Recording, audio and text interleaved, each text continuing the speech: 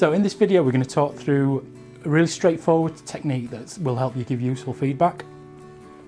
You use it in your one-to-ones and your annual reviews, and it'll prompt the grow conversations that we've been talking about previously. But you can use them at any time, and they can really encourage a culture of feedback.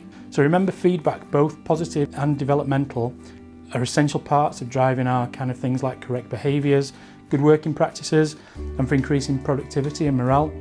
But also remember that you must be okay with receiving feedback as well as giving it, even when the delivery of that feedback isn't as good or structured as you would have provided.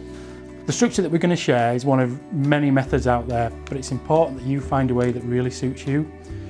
Whichever method you choose, it's important that you give that constructive feedback regularly and in a timely manner. There's no point in giving somebody feedback about something they did 6 weeks ago.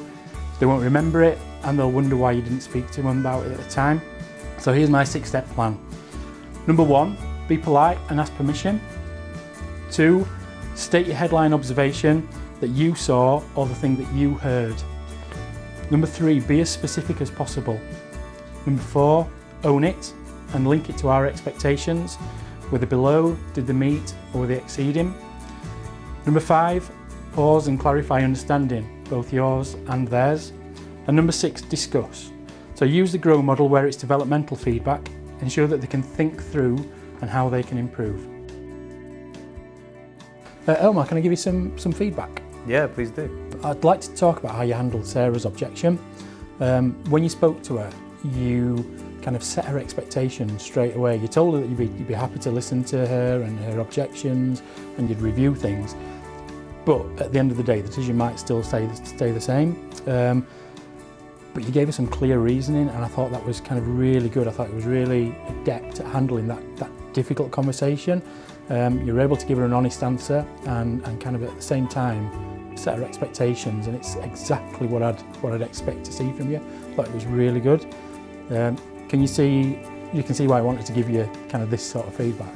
Yeah, absolutely. That's great. Thank you. I appreciate it. So Omar, can I give you some feedback? Yeah, please do. What I want to do is talk about the way that you handled Sarah's objection. When you spoke to her, you sort of said it's none of her business. What it looked to me as though you weren't interested in what she had to say. And although we might not be able to change the decision that's already been made, we should still listen to her objections and her views, because even though it might not affect this decision, kind of moving forward, it might affect how we do things in future.